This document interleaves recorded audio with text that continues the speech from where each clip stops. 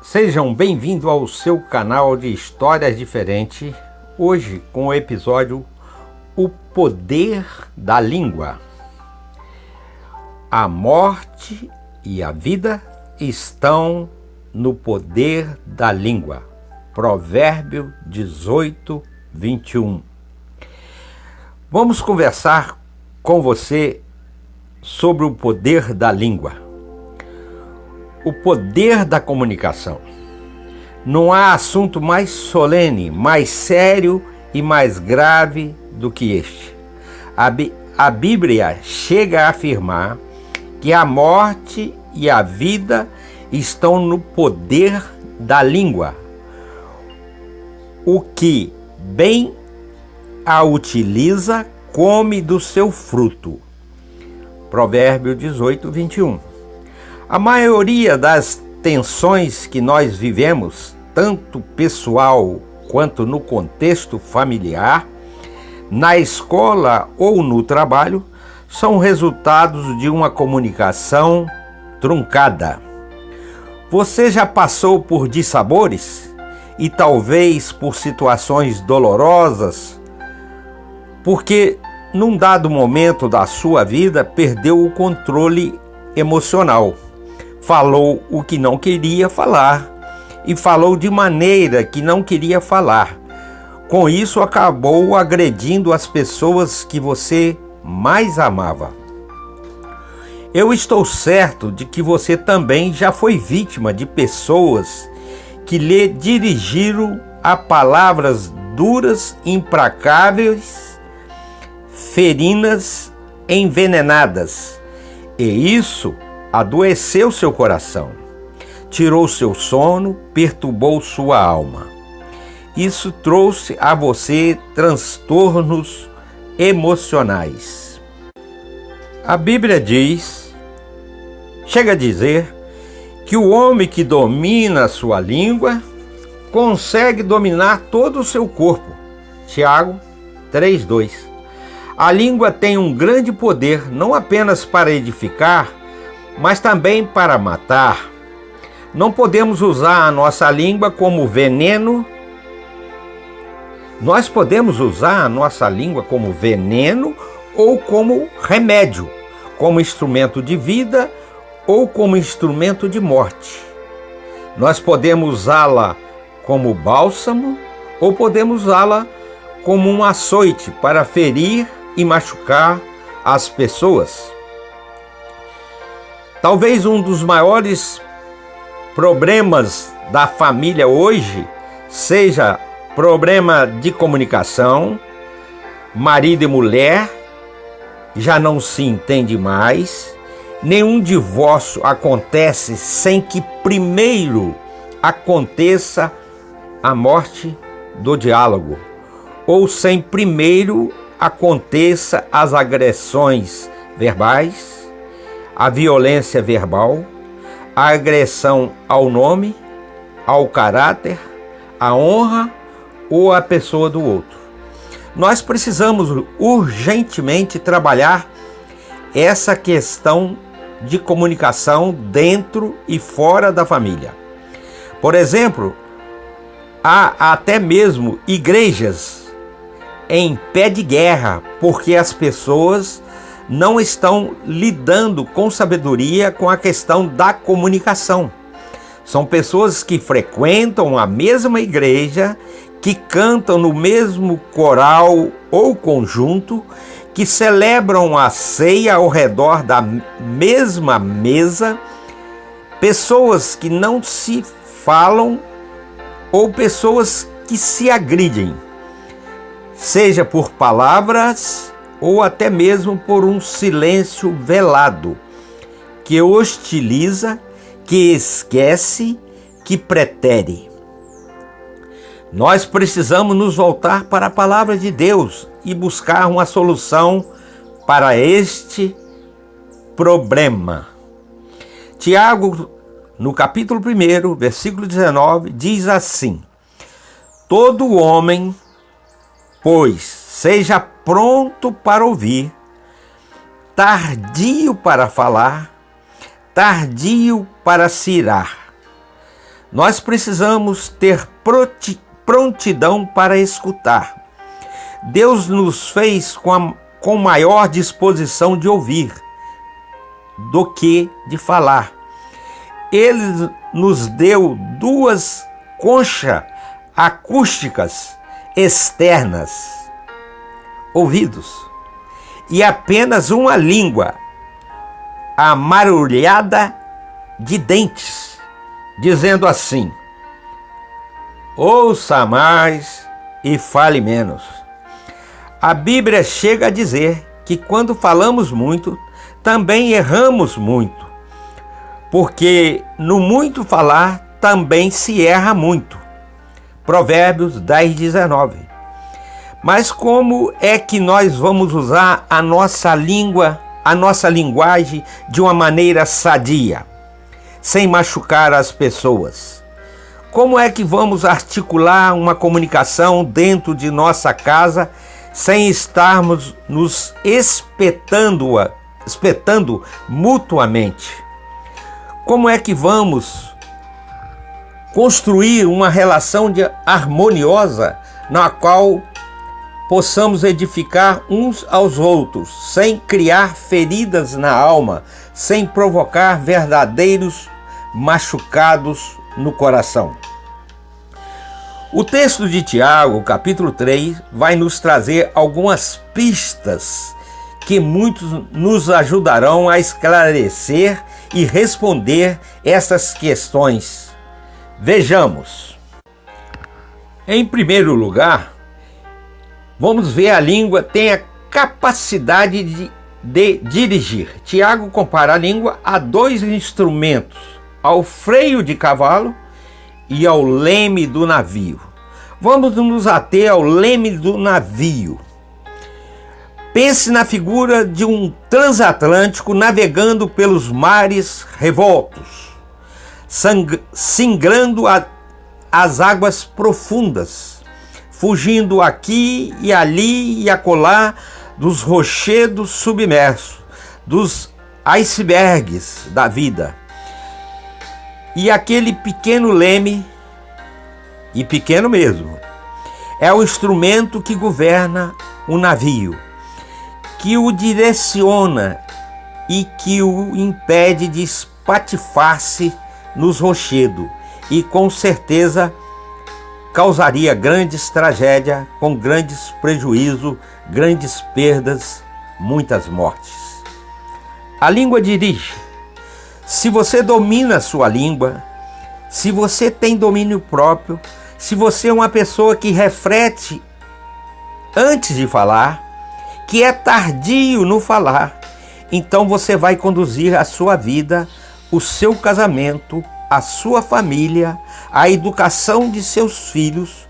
Você também vai conduzir o seu trabalho, a sua empresa, a própria igreja de Deus de maneira segura e de maneira harmoniosa, de maneira abençoadora. A língua dirige. Mas há uma segunda coisa que Tiago menciona nesse capítulo 3.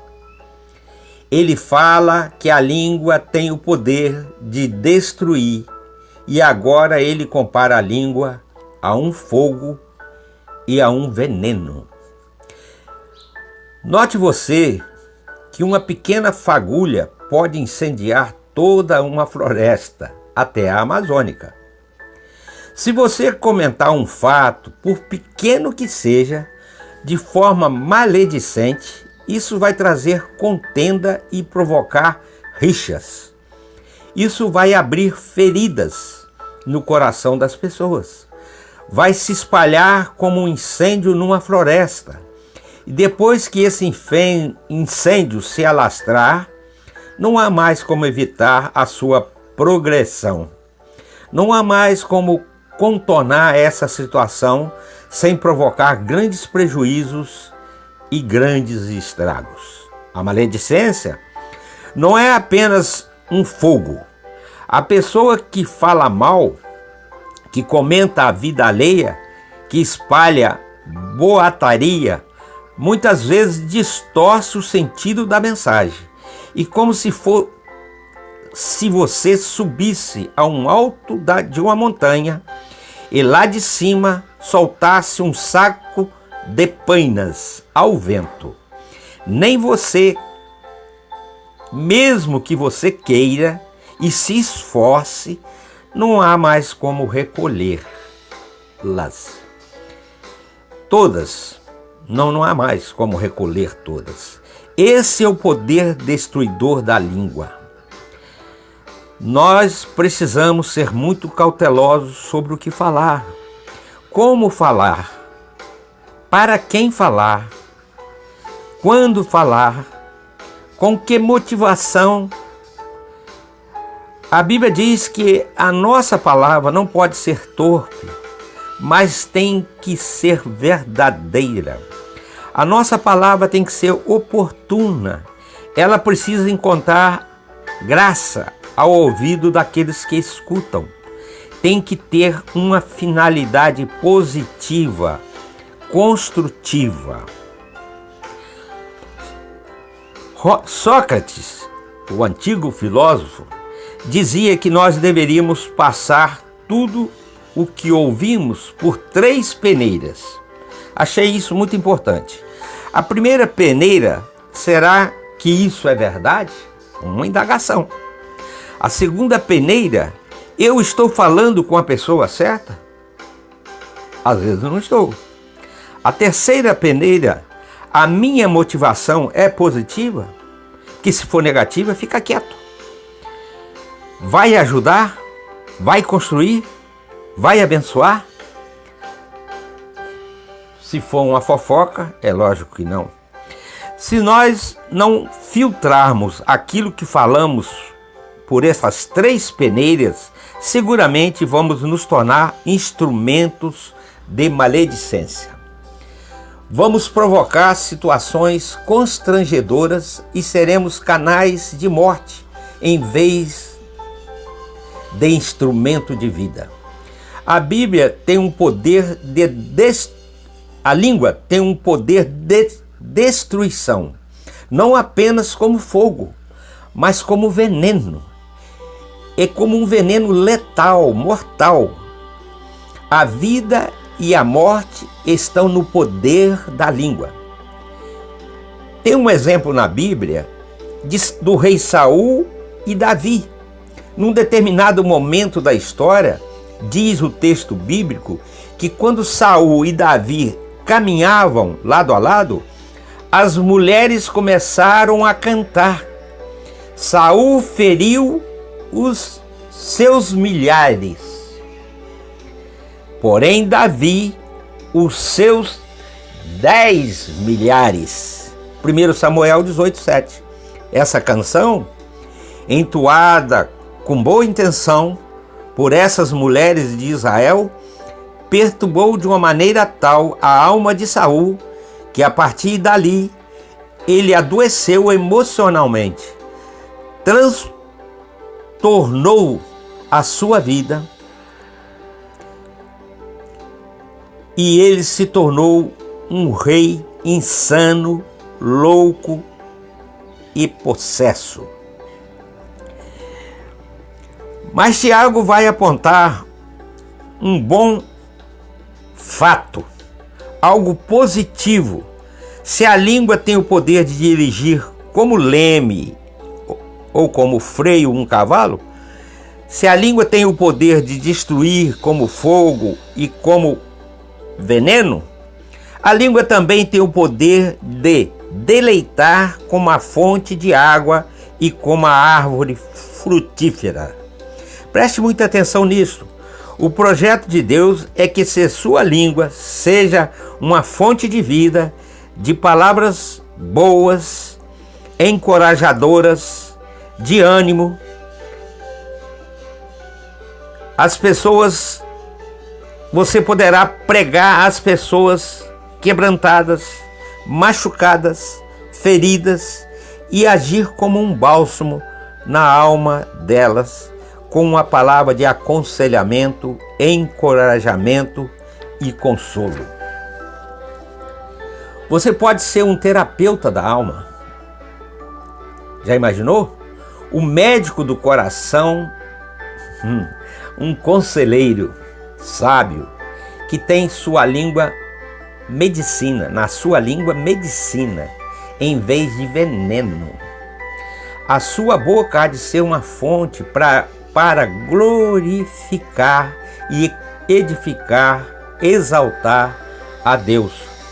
Não permita que dessa fonte saia água amarga, palavras de críticas, palavras que machuquem, denigram e difamem. A palavra de Deus diz que a boca fala do que está cheio o coração. Está em Mateus 12:34. Então transforme seu coração, transforme a sua língua numa fonte de água límpidas. Eu olho para Jesus e vejo nele o maior e mais excelente modelo de maturidade espiritual.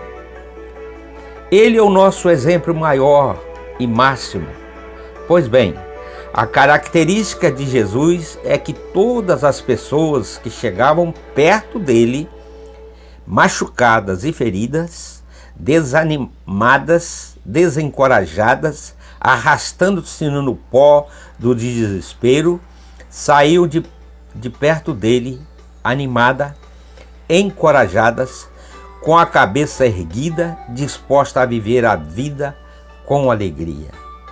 Aliás, tem aquele versículo: vinde a mim todos que estáis cansados e oprimidos. Nós também devemos ser assim, imitando essas características do Senhor Jesus. A nossa língua precisa ser uma fonte de vida. A nossa vida e a nossa língua precisam ser árvores frutíferas.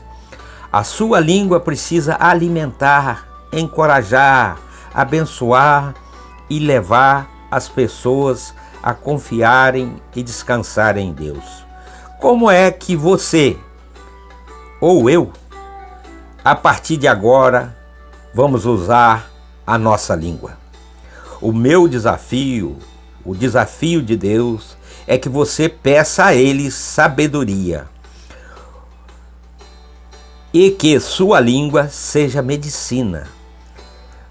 O desafio é que com a sua comunicação muitas pessoas sejam encorajadas, abençoadas e venham ao conhecimento de Deus. Que seja um consumidor de boas novas de salvação. Que você seja um ministro da reconciliação. Não temos visto isso. Que você seja um embaixador de Deus. Que seja instrumento de Deus e que sua língua seja uma fonte, uma árvore frutífera para a glória de Deus e a edificação das pessoas. Neste momento, faça um propósito com Deus.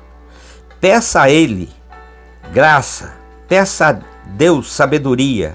Coloque sua vida e a sua língua no seu altar, para que você seja um vaso de honra nas mãos de Deus, para encorajar, para consolar e para abençoar as pessoas. Bom seria que primeiro pedisse perdão a Deus pelo que a forma como até hoje nós agimos.